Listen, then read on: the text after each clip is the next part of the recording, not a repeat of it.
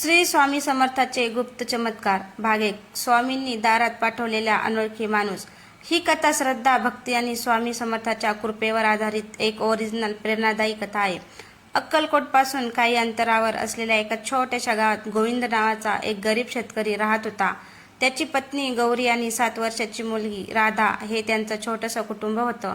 2 वर्षापासून पाऊस नीट पडत नव्हता. शेती उद्या झाली होती. घरात धान्य संपलं होतं. सावकाराचं कर्ज दिवसेंदिवस वाढत होतं. एक दिवस सावकार दारात आला. गोविंद, 3 दिवसात पैसे दे, नाहीतर हे घर आणि शेत दोन्ही माझं. हे ऐकताच गौरीच्या डोळ्यात अश्रू आले. त्या रात्री घरात खायला फक्त 2 भाकऱ्या होत्या.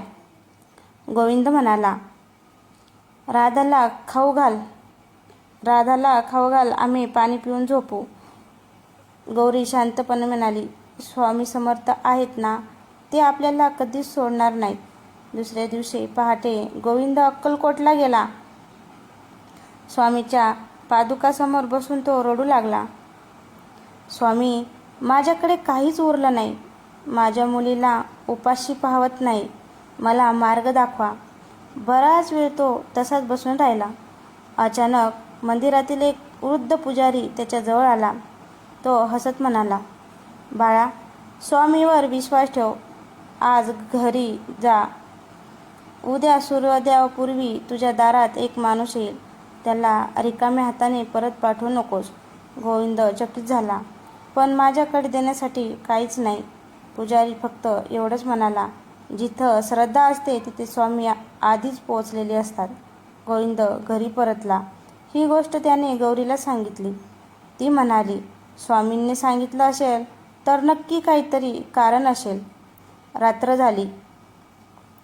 घरात उरलेली शेवटची एकच भाकरी होती. गौरीने ती काळजीपूर्वक ठेवली. पहाटे अजून सूर्य उगवायचा होता. दारावर हळूच टक टक झाली. टक टक टक. गोविंदने दार उघडलं. दारात एक अनोळखी वृद्ध उभा होता. त्याचे कपडे फाटलेले होते.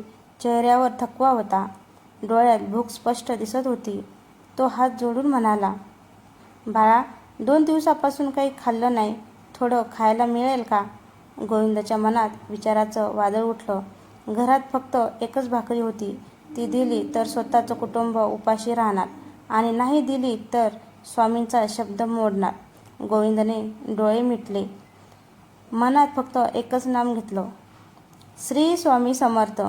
आणि त्याने ती शेवटची भाकरी त्या वृद्धाच्या हातात ठेवली. वृद्धाच्या चेहऱ्यावर एक विलक्षण स्मित उमटलं.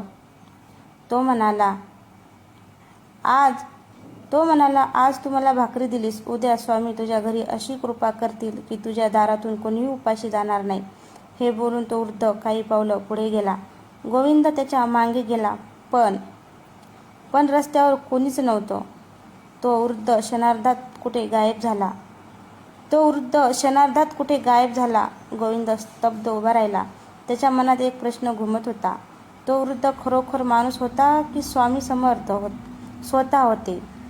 तर मित्रांनो, भाग 2 मध्ये आपण पाहणार आहोत, दुसऱ्या दिवशी सकाळी गोविंदाच्या दारात काय घडलं, स्वामी समर्थांनी दिलेले वचन कसं पूर्ण केलं आणि त्या अनोळखी वृद्धाचं खरं रहस्य काय होतं. असंच स्वामीचे नवनवीन चमत्कार पाहण्यासाठी आपल्या पेजला फॉलो करा.